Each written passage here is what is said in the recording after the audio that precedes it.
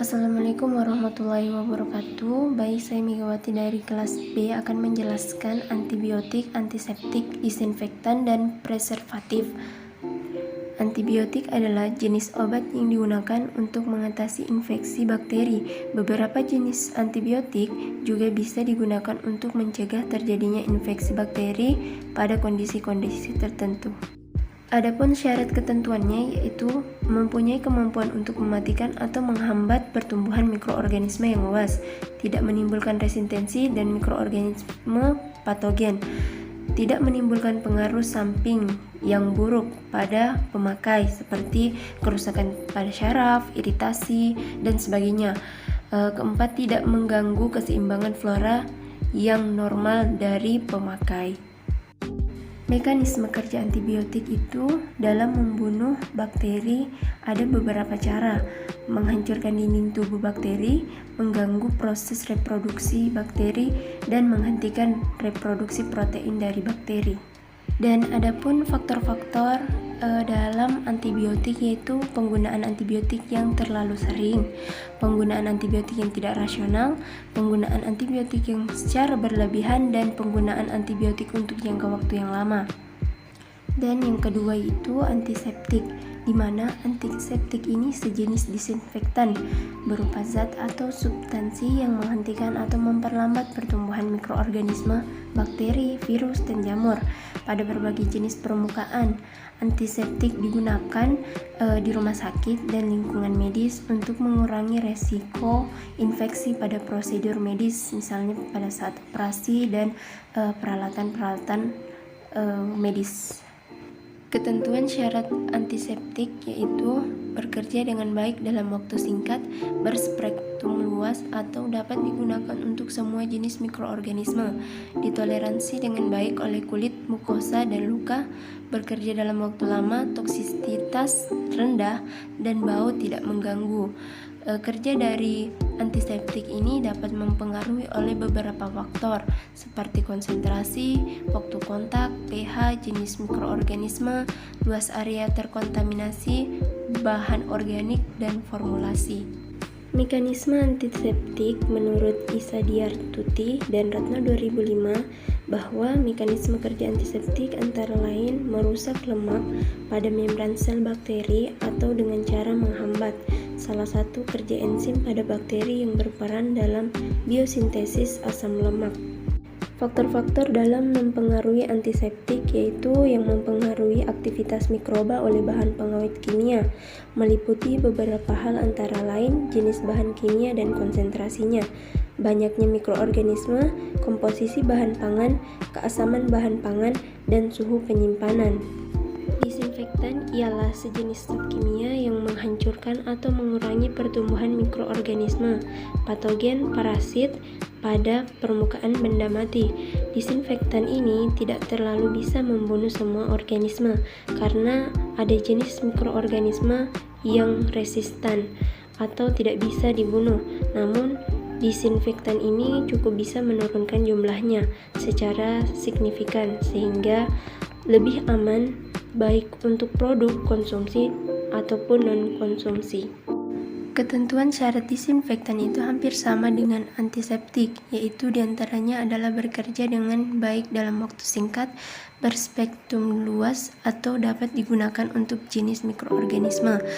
Dan kerja dari bahan disinfektan ini dipengaruhi oleh beberapa faktor seperti konsentrasi, waktu kontak, pH, jenis mikroorganisme, luas area terkontaminasi, bahan organik, maupun formulasi.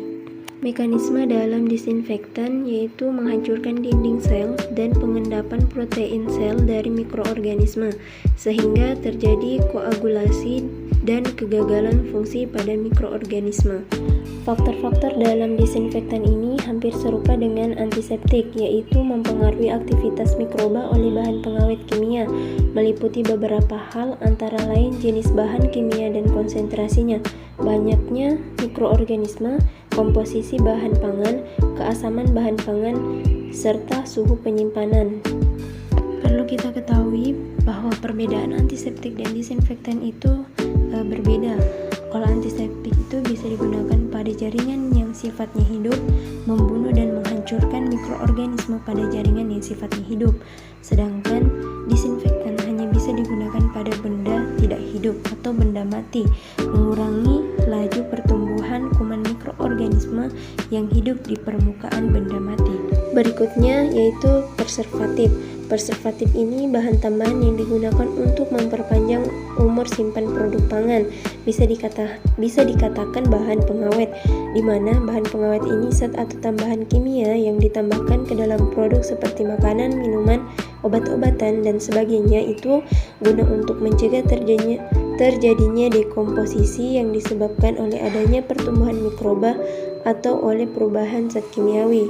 Adapun syarat-syarat ketentuannya yaitu bahan pengawet diantaranya harus bekerja menghambat dan mematikan mikroorganisme, tidak boleh merangsang rasa dan bau, stabil secara fisika dan kimia, dapat bekerja lama, tidak boleh mengurangi khasiat makanan, mudah didapat, bersifat efektif dalam jumlah kecil, dan tidak boleh terurai dalam tubuh menjadi zat-zat yang lebih toksis atau racun daripada bahan pengawet murni.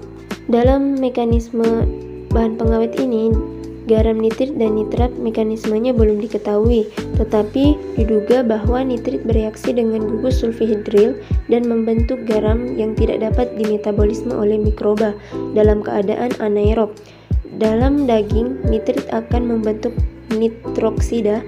Nitroksida ini dengan pigmen daging akan menjadi nitrosomiglobin yang berwarna merah cerah.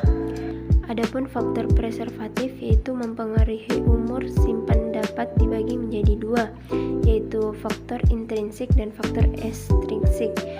Faktor intrinsik ini yaitu sifat akhir dari produk jadi yang meliputi aktivitas air, pH, dan total asam, potensial redoks, kesediaan oksigen, nutrisi, mikroflora alami, komponen biokimia alami, dan produk enzim, reaksi kimia, dan penggunaan pengawet. Kedua, faktor ekstrinsik, yaitu faktor-faktor yang mempengaruhi produk akhir ketika terjadi rantai makanan atau distribusi makanan.